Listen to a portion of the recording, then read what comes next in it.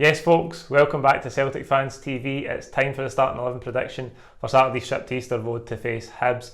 We are finally back after what feels like the longest international break ever, but Scotland did finally qualify for a major tournament for the first time in 22 years. It was great to see the celebrations from the squad after the victory in Serbia. Penalty shootout again. Never do it the easy way, Scotland. Ended up not getting a victory in any of the three games from the international break. But the main thing was to qualify for a major tournament, and it's brilliant to see. It was brilliant to see the first time in my lifetime, really. I was only 4 years old in 1998. So next summer is something to look forward to. But it's all about Celtic, and we're finally back on Saturday. During the international break, in case you missed it, I was on BBC Radio 5 Live with Robbie Savage and Chris Sutton for Gone in 60 Suttons. I was on with some English boy who was miles off it, but I enjoyed it. In case you missed that, I'll link it up in the description below. You can listen back. Before we get to the team for Saturday, I have to tell you about our sponsors, OneFootball. The OneFootball app has everything you need at the touch of a button. Line up notifications as soon as the teams are announced in game day. That means you can tell how many I've got Neil Lennon's team wrong by. Goal alerts from any game, not just the Celtic games. You set Celtic as your favourite team, you get all the Celtic related news as soon as it breaks. You can keep tabs on the league tables from across the world, top goal scorers, top assist makers. It's all there on the app. You can create a nice widget for your home screen as well, so you can always keep up to date with Celtic's next fixture, the kick-off time, all of that. You can download it by clicking the link in the description of this video. It is free to download wherever you get your apps on your phone. It's a great way to support the channel, so please get involved, download it and let me know what you think. Coming into this one on Saturday, we have got a wretched record at Easter Road recently. Virgil van Dijk was in the score sheet the last time Celtic won at Easter Road in the league. A 4-0 win back in January 2014. We did win there in the Scottish Cup a couple of years ago, but the last 5 visits have been draw, loss, loss, draw, draw. So it's not an easy place for us to go. I know there's no fans this time with COVID obviously, but we just seem to have a terrible record there, and we can't afford any more slip-ups on Saturday. Hibs are currently sitting 4th on 24 points. They've had 3 wins, a draw and 2 defeats for their last 6 games in all competitions.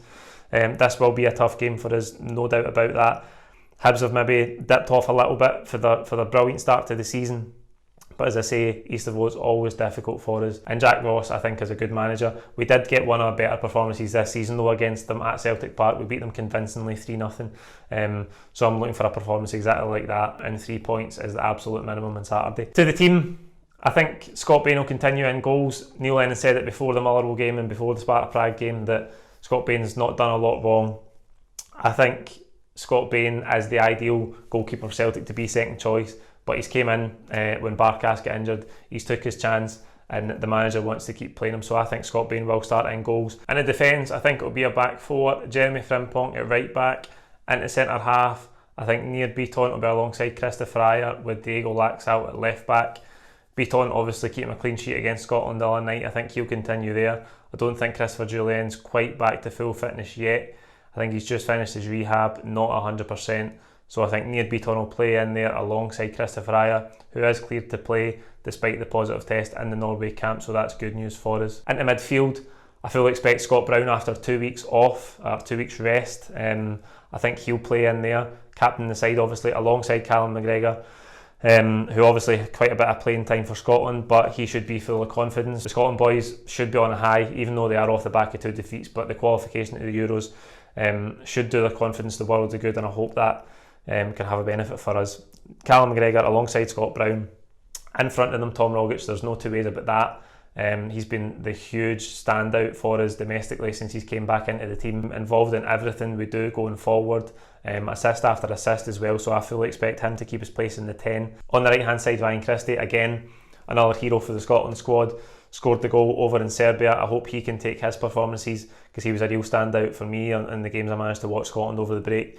Hopefully he can continue that form for us. He'll play on the right hand side again, because we don't have any options there with James Forrest being out long term. On the left hand side, El Yunusi, the foreign player in the team after his hat-trick against Motherwell last time out. I think he's got 6 or 7 goals in his last 5 appearances in all competitions, and as I say, it's brilliant for us that he's cleared to play in this game, because he's been massive for us recently, and I hope he can just continue this rich vein of form that he's on well into this festive period.